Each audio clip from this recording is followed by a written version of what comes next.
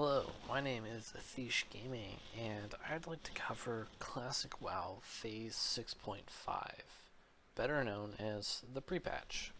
And to me it's really interesting because it's a blend of old and new. It's the changes to systems, gear, classes that are all in preparation of being level 70 and tackling level 70 content. But in Azeroth, against level 60 raid bosses with 40-man raids, and it really creates an interesting and, I'm guessing, kind of unbalanced meta that hasn't been really observed or optimized or even really thought about that much. And if we end up getting a long pre-patch, like 2-3 months, people will be trying to clear Nax and will be trying to gear up their new paladin or shaman characters with that end game raid gear. And in order to do that, I'd like to kind of have this as the introduction to what big changes are coming down the lines in Phase 6.5 and what we're going to be optimizing and doing about it. So let's dig in. First up on our systemic changes is world buffs, which is not a change. They're still around. Now, they're not going to be in TBC because they'll be removed on any character that's level 63 or higher, but for the time being, they'll still be in. And as far as the last hurrah of Classic, they're part of the DNA of this expansion. It wouldn't feel right getting rid of them in the final phase.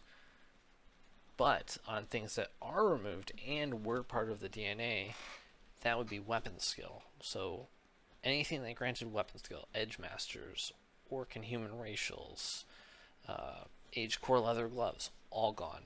And instead we have a new stat called Expertise, which functions in a kind of similar way, but very different, as we'll see. In addition to that being changed, we see a wide range of changes to stats. Specifically, no more percents. It's all ratings which convert into percents. Now, on level 60 gear, this is almost always the same. If it had 1% hit before, it'll have the hit rating that will give you 1% hit afterwards.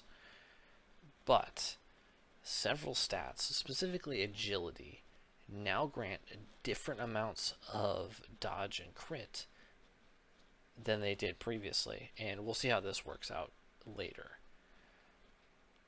Continuing on the changes, we have rage normalization, which is limiting the amount of rage that warriors get from dealing damage. And I don't have a good way to quantify this, only that it may or may not be a massive change that completely sidelines warriors, or it's minimal with world buffs and they keep on being really good. Another big change is the debuff limit. It's raised to 40. And 40 debuffs is way more than 16, and means that classes that previously had to hold off can now use their damage over time effects. Tied into this, but not really the same thing as HOTS, you can have different HOTS stacked on a person. And you might be thinking, well, what about the buff limit? Well, that really won't be an issue due to consumables being reworked. And I'll really dig into the consumables being reworked later, but just know this is, I think, maybe an undersung but the biggest change to rating in Phase 6.5. Then we have what people almost all know, which is that the talent trees get changed. You have 41 point talents, but we only have 50 points, so specs are going to be a little bit weird. And I'm actually going to do a separate video in which I cover all of the specs that I think will be used in a level 60 raid with 40 people. And it might surprise you that some of them are quite a bit different than what we'll see in TBC. And lastly, paladins and shamans are available for both factions. Large change, this will mostly depend on how fast you can level them and get them into your raids, and how quickly you can gear them in which spec in order to get them in your raids. Now, this is a little bit unbalanced because I think Horde want to slot in paladins faster and can do so more quickly than Alliance, but both factions will want them. So, weapon skill. one of the defining aspects of Classic WoW, and it will be completely removed. No longer will humans and orcs be getting 3% hit for free along with the glancing reduction. No longer will tanks be forced to wear edge masters in order to use good weapons. Instead, we'll be getting a new stat called expertise. And expertise reduces your chance to be parried and dodged by 0.25% per point. And at level 60, 2.32 rating equals 1 point of expertise. Now, the orc and human racials grant 5 expertise, which is 1.25% chance less to be parried and dodged. So for DPS, 1.25%, because you should only be getting dodged. For a tank, 2.5%. Now, that sounds like a huge nerf, because previously, 3% hit. Now, if you're a tank, best case 2.5, but due to some class changes, you will likely be getting 3% hit for free, so it's all upside. Most interestingly, though, is that all of the weapons and gear that previously gave weapon skill now gives expertise. So, Hunger and Cold, Edgemaster's Handguard, Age Core Lever, Death Sting, Eye of New Rube, Expert Gold Miner's Helmet, they all give expertise now. Expertise is a pretty valuable stat, so you may not be free of the Edgemaster's Handguard, but you won't be quite as reliant on it. Now, I actually think that this raises the stock of Age Core Leather gloves immensely, especially if you're a DPS warrior or a DPS rogue. Now you're not locked to daggers, and you can just get 5 expertise or 1.25% increased damage on your glove slot without making any real sacrifices. Following on is stat changes. As you may know, we now have rating. This doesn't apply that much, but the big thing that does apply is the fact that the stat scaling on agility changes. So as you can see, I have a level 60 druid in phase 6 and a level 60 druid in phase 6.5. And while some of that is because of talents, in fact 4% is from talents, their dodge went up massively in identical gear. And this is because now you get 1% dodge from 12 agility as opposed to 20. So nearly you're going to double your dodge. Nearly. Massive improvement. Crit chance will also go up, though I don't have the exact number, which I apologize for. And armor goes up on most pieces. So tanks should see a lot more avoidance.